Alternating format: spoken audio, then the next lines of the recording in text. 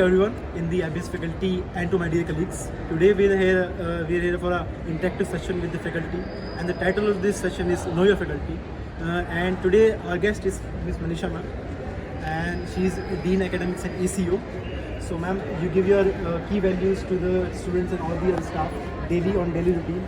So I hope you don't mind a list of questions that we have prepared. Sure, go ahead. Okay ma'am, so my first question for you would be, what other career besides teaching would you choose, and if you were not in teaching ma'am? Okay. So first of all, it is Dr. Manisha Singh, not Miss Manisha. Sorry, ma'am. So anybody who is with a PhD, this one would always want to be called as a doctor. Second thing is, I don't know, from class 9th onward, I was pretty sure that I'll go into teaching profession. Maybe because whenever there was a group study happening between friends, I was usually the one who was teaching others. So maybe from that day onward or from that time onward, that this thing I had in my mind that I'll go into this. And from there only I pursued my path. But since you have asked if I have to think about something else, maybe I can open my cookery channel because I love experimenting and generally I make well, okay, cook well. So that could be alternative profession. So can we hope a little bit of cooking session in the coming days? Maybe. And also I wanted to know if there's any memorable experience from your teaching time. Oh, there are a lot. In the class also, these memorable events happen because of students only. They come up with various things which makes the class memorable. In fact, even after they have passed out and they are into their respective profession, they will come and talk to me about, ma'am, 10 years back, you have told us this and this has helped me.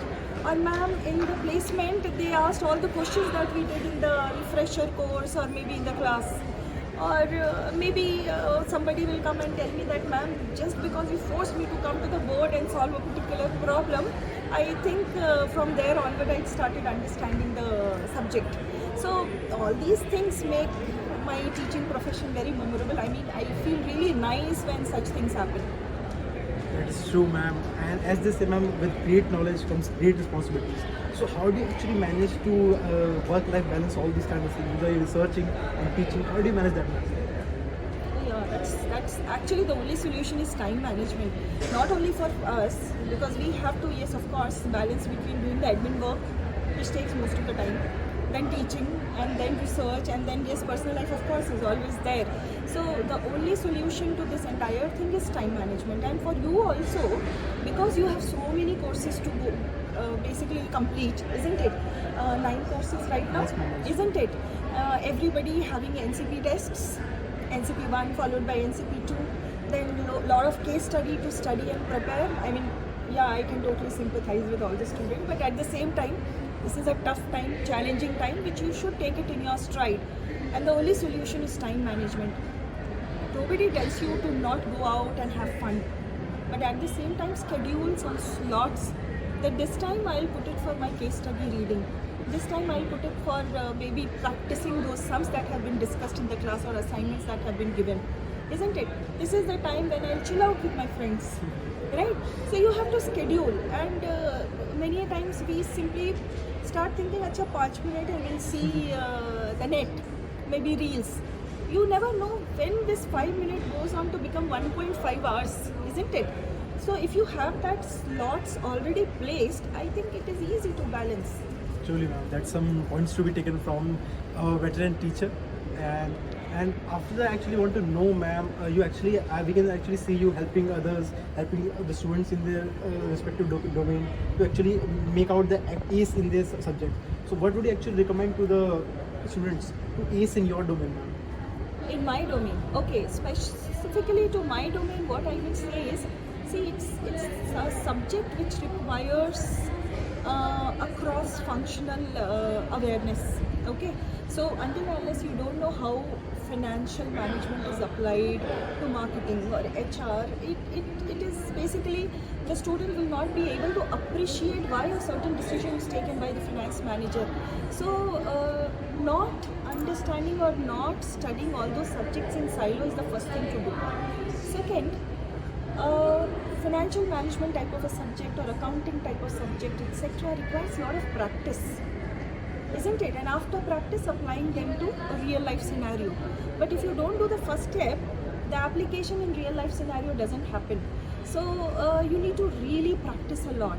And we as a teacher would not be able to actually do all type of sums in the class, isn't it? So we might do 5, but rest 15 is up to you to solve. Go home and solve, isn't it? So that is the first thing. Practice and read. These two things are very, very important. Third is apply. Practice, read, apply. Then it becomes little easier. I know time, but I've just told you about time management, isn't it? Put a slot and think that this 1 hour is only for this, or maybe half an hour is only for this. Then it can be done. You have all the books which are available as a reference book or a textbook. You can utilize this, but at the same time also keep looking at newspapers to see whatever is happening in the current scenario in the world with respect to finance, how it is going to impact the economy, isn't it? All those things will help you a lot in terms of giving you a lot of talking points during your placements.